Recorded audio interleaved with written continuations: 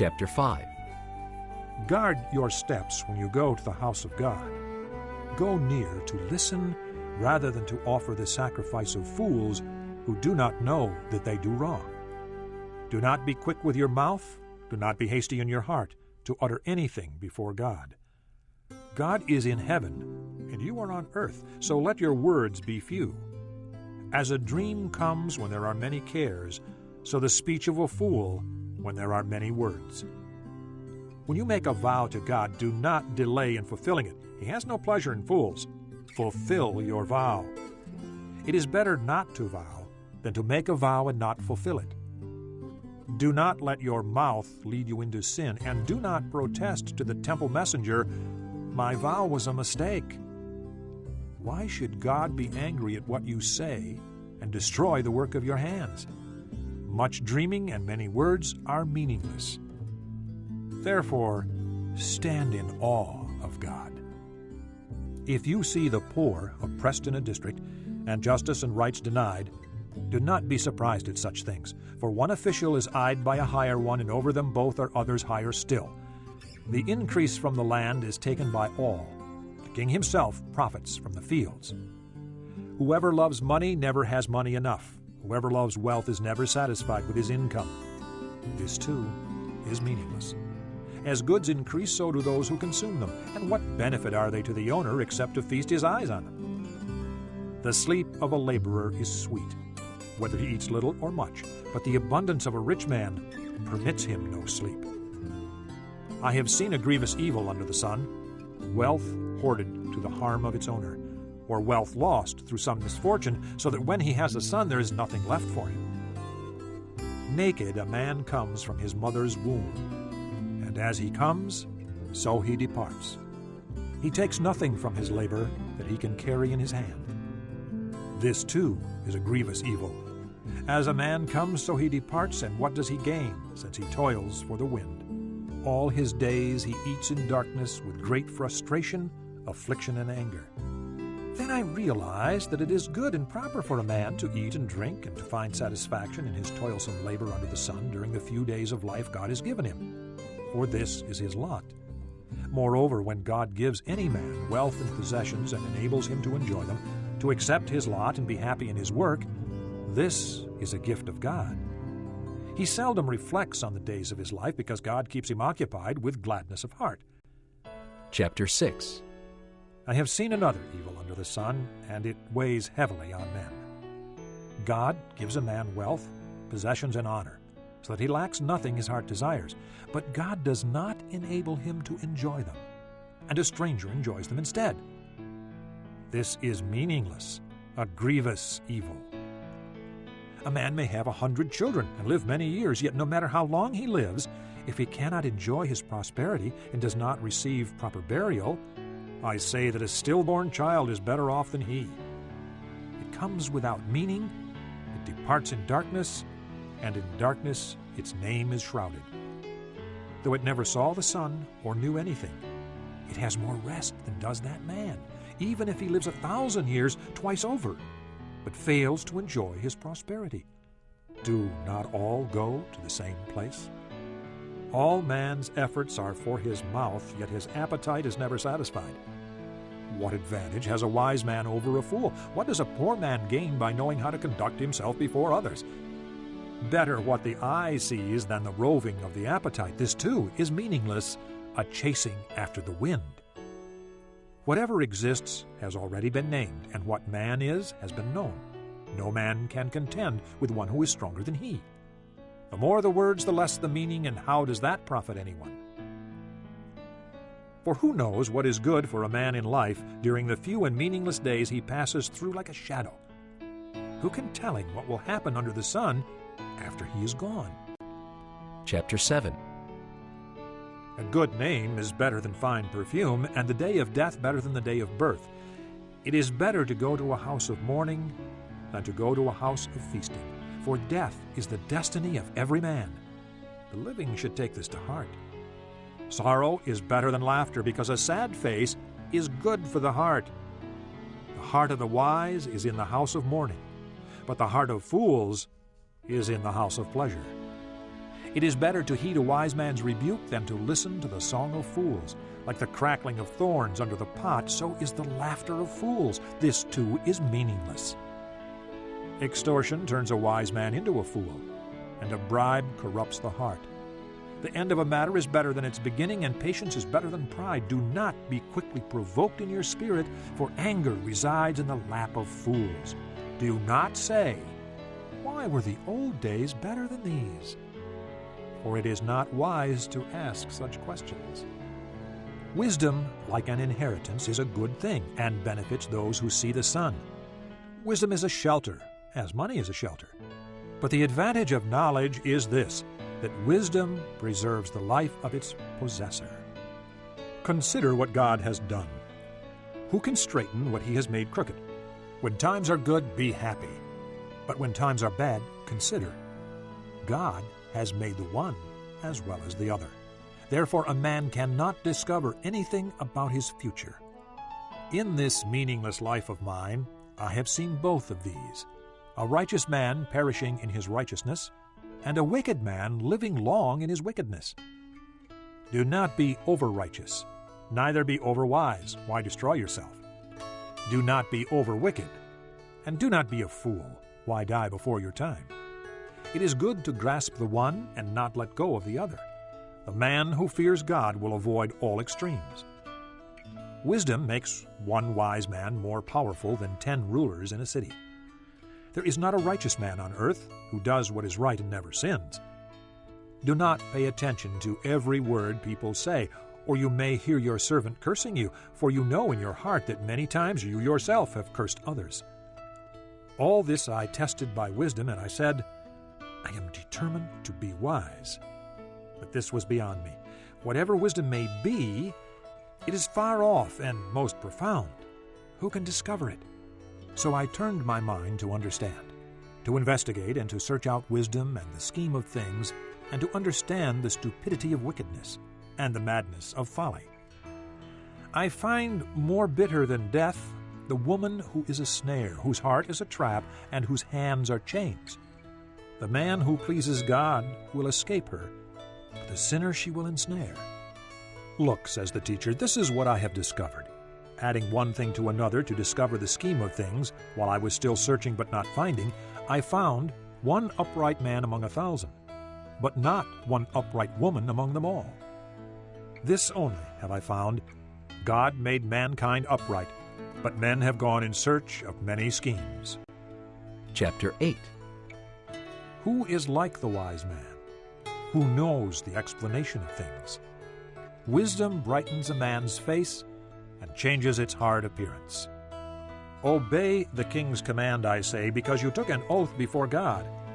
Do not be in a hurry to leave the king's presence. Do not stand up for a bad cause, for he will do whatever he pleases.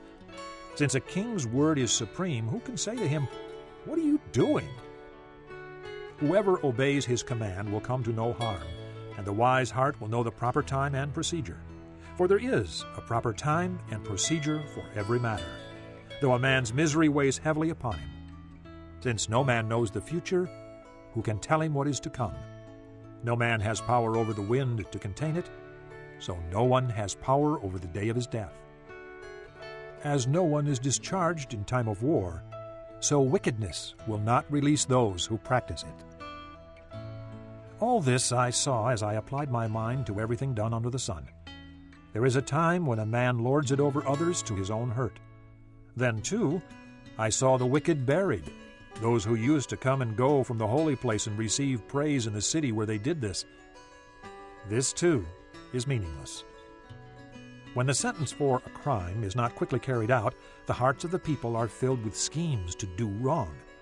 Although a wicked man commits 100 crimes and still lives a long time, I know that it will go better with God-fearing men who are reverent before God. Yet because the wicked do not fear God, it will not go well with them, and their days will not lengthen like a shadow. There is something else meaningless that occurs on earth: righteous men who get what the wicked deserve, and wicked men who get what the righteous deserve. This, too, I say, is meaningless. So I commend the enjoyment of life, because nothing is better for a man under the sun than to eat and drink and be glad. Then joy will accompany him in his work all the days of the life God has given him under the sun. When I applied my mind to know wisdom and to observe man's labor on earth, his eyes not seeing sleep day or night, then I saw all that God has done. No one can comprehend what goes on under the sun. Despite all his efforts to search it out, man cannot discover its meaning. Even if a wise man claims he knows, he cannot really comprehend it. Chapter 9. So I reflected on all this and concluded that the righteous and the wise and what they do are in God's hands.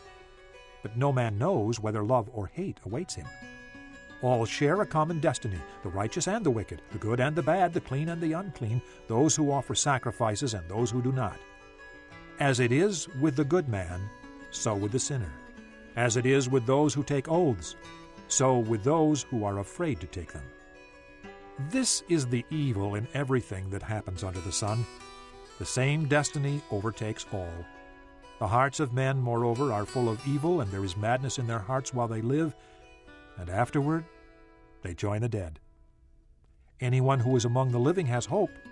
Even a live dog is better off than a dead lion. For the living know that they will die, but the dead know nothing. They have no further reward, and even the memory of them is forgotten. Their love, their hate, and their jealousy have long since vanished. Never again will they have a part in anything that happens under the sun. Go, eat your food with gladness, and drink your wine with a joyful heart, for it is now that God favors what you do. Always be clothed in white, and always anoint your head with oil. Enjoy life with your wife whom you love. All the days of this meaningless life that God has given you under the sun, all your meaningless days. For this is your lot in life, and in your toilsome labor under the sun. Whatever your hand finds to do, do it with all your might. For in the grave, where you are going, there is neither working, nor planning, nor knowledge, nor wisdom. I have seen something else under the sun. The race is not to the swift, or the battle to the strong, nor does food come to the wise, or wealth to the brilliant, or favor to the learned, but time and chance happen to them all. Moreover, no man knows when his hour will come. As fish are caught in a cruel net, or birds are taken in a snare, so men are trapped by evil times that fall unexpectedly upon them. I also saw under the sun this example of wisdom that greatly impressed me. There was once a small city with only a few people in it, and a powerful king came against it, surrounded it, and built huge siege works against it. Now there lived in that city a man, poor but wise, and he saved the city by his wisdom. But nobody remembered that poor man. So I said, wisdom is better than strength, but the poor man's wisdom is despised, and his words are no longer heeded.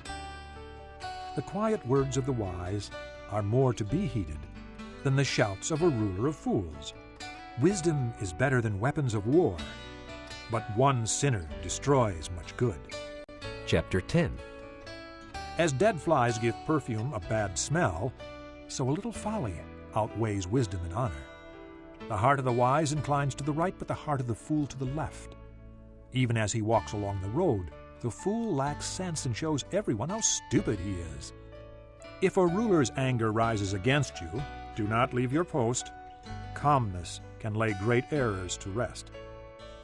There is an evil I have seen under the sun, the sort of error that arises from a ruler. Fools are put in many high positions while the rich occupy the low ones. I have seen slaves on horseback while princes go on foot like slaves. Whoever digs a pit may fall into it. Whoever breaks through a wall may be bitten by a snake. Whoever quarries stones may be injured by them. Whoever splits logs may be endangered by them. If the axe is dull and its edge unsharpened, more strength is needed, but skill will bring success. If a snake bites before it is charmed, there is no profit for the charmer. Words from a wise man's mouth are gracious, but a fool is consumed by his own lips. At the beginning his words are folly, at the end they are wicked madness, and the fool multiplies words. No one knows what is coming. Who can tell him what will happen after him? A fool's work wearies him. He does not know the way to town. Woe to you, O land, whose king was a servant and whose princes feast in the morning. Blessed are you, O land, whose king is of noble birth and whose princes eat at a proper time, for strength and not for drunkenness. If a man is lazy, the rafters sag. If his hands are idle, the house leaks. A feast is made for laughter, and wine makes life merry, but money is the answer for everything. Do not revile the king even in your thoughts, or curse the rich in your bedroom, because a bird of the air may carry your words, and a bird on the wing may report what you say. Chapter 11. Cast your bread upon the waters, for after many days you will find it again. Give portions to 7, yes, to 8, for you do not know what disaster may come upon the land. If clouds are full of water, they pour rain upon the earth. Whether a tree falls to the south or to the north, in the place where it falls, there will it lie. Whoever watches the wind will not plant. Whoever looks at the clouds will not reap. As you do not know the path of the wind or how the body is formed in a mother's womb, so you cannot understand the work of God, the maker of all things. Sow your seed in the morning, and at evening let not your hands be idle, for you do not know which will succeed, whether this or that, or whether both will do equally well. Light is sweet, and it pleases the eyes to see the sun. However many years a man may live, let him enjoy them all. But let him remember the days of darkness, for they will be many. Everything to come is meaningless. Be happy, young man, while you are young, and let your heart give you joy in the days of your youth. Follow the ways of your heart in whatever your eyes see. But know that for all these things, God will bring you to judgment. So then, banish anxiety from your heart and cast off the troubles of your body, for youth and vigor are meaningless. Chapter 12. Remember your Creator in the days of your youth, before the days of trouble come, and the years approach when you will say, I find no pleasure in them. Before the sun and the light and the moon and the stars grow dark, and the clouds return after the rain. When the keepers of the house tremble, and the strong men stoop, when the grinders cease because they are few, and those looking through the windows grow dim. When the doors to the street are closed, and the sound of grinding fades. When men rise up at the sound of birds, but all their songs grow faint. When men are afraid of heights and of dangers in the streets. When the almond tree blossoms, and the grasshopper drags himself along, and desire no longer is stirred. Then man goes to his eternal home, and mourners go about the streets. Remember him before the silver cord is severed, or the golden bowl is broken, before the pitcher is shattered at the spring, or the wheel broken at the well, and the dust returns to the ground it came from, and the spirit returns to God who gave it. Meaningless, meaningless, says the teacher. Everything is meaningless. Not only was the teacher wise, but also he imparted knowledge to the people. He pondered and searched out and set in order many proverbs. The teacher searched to find just the right words, and what he wrote was upright and true. The words of the wise are like goads, their collected sayings like firmly embedded nails, given by one shepherd. Be warned, my son, of anything in addition to them. Of making many books there is no end, and much study wearies the body. Now all has been heard. Here is the conclusion of the matter. Fear God and keep his commandments, for this is the whole duty of man. For God will bring every deed into judgment, including every hidden thing, whether it is good or evil.